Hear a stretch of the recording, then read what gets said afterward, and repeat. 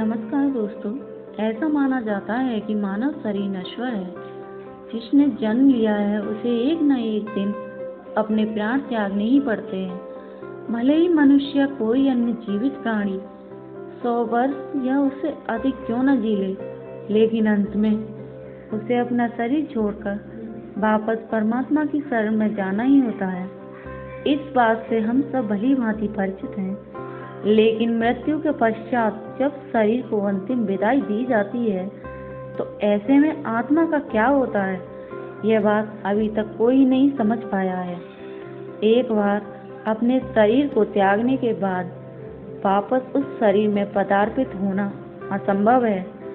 इसलिए मौत के बाद की दुनिया कैसी है, यह अभी तक एक रहस्य ही बना हुआ है। किससे, कहानियों या अफवाहों में तो मौत के पश्चात आत्मा को मिलने वाली यातनाओं या फिर विशेष सुविधाओं के बारे में तो कई बार सुना जा चुका है, लेकिन पुख्ता तौर पर अभी तक कोई यह नहीं जान पाया कि क्या वास्तव में इस दुनिया के बाद भी एक ऐसी दुनिया है जहां आत्मा को संरक्षित कर रखा जाता है। अगर नहीं तो जीवन का अंत हो जाने पर आत्मा कहाँ चली जाती है। गीता के उपदेशों में भगवान श्री कृष्ण कहते हैं कि आत्मा अमर है, उसका अंत नहीं होता, वह सिर्फ शरीर रूपी वस्त्र बदलती है। वैसे तो कई बार आत्मा की अमर यात्रा के विषय में सुना जा चुका है, लेकिन फिर यह सबसे अधिक रोमांच और जिज्ञासा से जुड़ा मसला है। गरुड़ पुराण में जो मरने के पश्चात आत्मा के साथ होने वाले व्यवहार की व्याख्या करता है, उसके अनुसार जब आत्मा शरीर छोड़ती है तो उसे 2 यमदूत लेने आते हैं।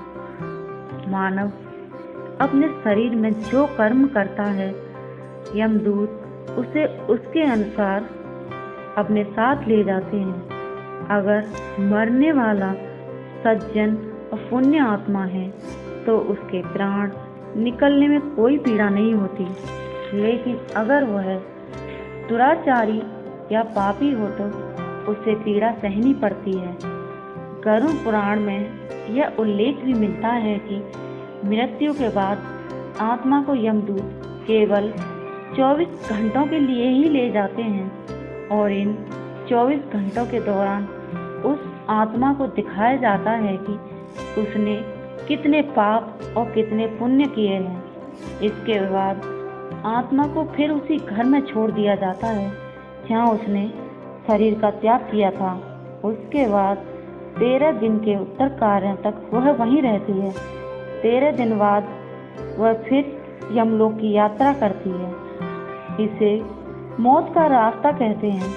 पुराणों के अनुसार जब भी कोई मनुष्य मरता है और आत्मा शरीर को त्याग कर यात्रा प्रारंभ करती है तो इस दौरान उसे 3 प्रकार के मार्ग मिलते हैं। उस आत्मा को किस मार्ग पर चलाया जाएगा, यह केवल उसके कर्मों पर निर्भर करता है।